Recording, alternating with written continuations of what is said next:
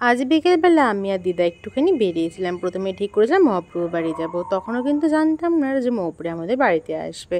আর দেখো দিদা রাস্তায় গিয়ে ভুট্টা খেতে শুরু করে দিই, কারণ দিদা বলছিল অনেকদিন ধরে ভুট্টা খাবে। আর দেখো তখন যখন গেছিলাম তখন মহাপ্রভুর বাড়িতে দেখছি নাম কীর্তন। দিদা কিন্তু বেশ খুশি হয়েছে। আমি দিদাকে আনতে পেরে আমার নিজের মনের মধ্যেও না খুব বেশি শান্তি লেগেছে। দিদা কবে থেকে বলছিল আসবো আসবো, দিদা যবে থেকে আমাদের বাড়িতে আসছে তবে থেকে না বৃষ্টিটা শেষ নেই। প্রত্যেকবার সকাল দুপুর বিকেল রাত কোনো ঠিক নেই, যখন তখন বৃষ্টি পড়ছে। আর তারপরে একটু আমাদের বাড়িতে ঠাকুর পুজো দেওয়ার জন্য একটু পুজো মালা কিনে নিয়েছিল, ফুলমালা। আর আজ জানো তো আমাদের বাড়িতে মৌপ্রিয়ারা সবাই মিলে আসছিল, তাই দেখো ওদের জন্য একটু চপটপ নিয়ে এসেছিলাম। আর সাথে খাচ্ছিলাম কফি। খেতে খেতে কিন্তু সবাই মিলে অনেক গল্প করছিলাম।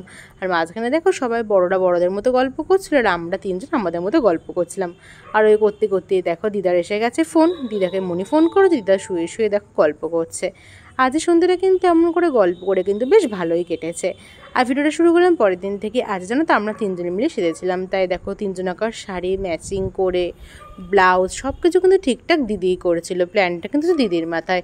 এরকম কিন্তু ছোটো ছোটো শর্ট ভিডিও কিন্তু অনেক আমার চ্যানেলে আসছে, তোমরা কিন্তু অবশ্যই চোখ রেখো। আর তারপরে দেখো দিদা চলে এসেছে নতুন ফোন। দিদা না এর আগে একটা আমার ফোন ইউজ করতো, ফোনটা সত্যিই অনেক দিনকার।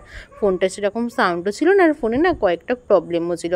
তাই দেখো দিদা ফাইনালি একটা নতুন ফোন কিনে নিয়েছে। আর তখনই আমি ভিডিও বানাচ্ছিলাম, তখনই এসেছে ফোনটা। আসলে মৌপ্রায় দিতে এসেছিলো, ওদিকে দিয়ে গেছিলো ভুটকা কচুরি, সেটা একটুখানি খাচ্ছিলাম। ভিডিওটা শুরু করলাম পরের দিন থেকে, সকালবেলা থেকে। দেখো প্রত্যেক দিন সকালে আমি ঘুম থেকে উঠতে চাই না বলে দিদি বলছে এবার 3টে ফোন দিয়ে তোর ঘুম ভাঙাবো।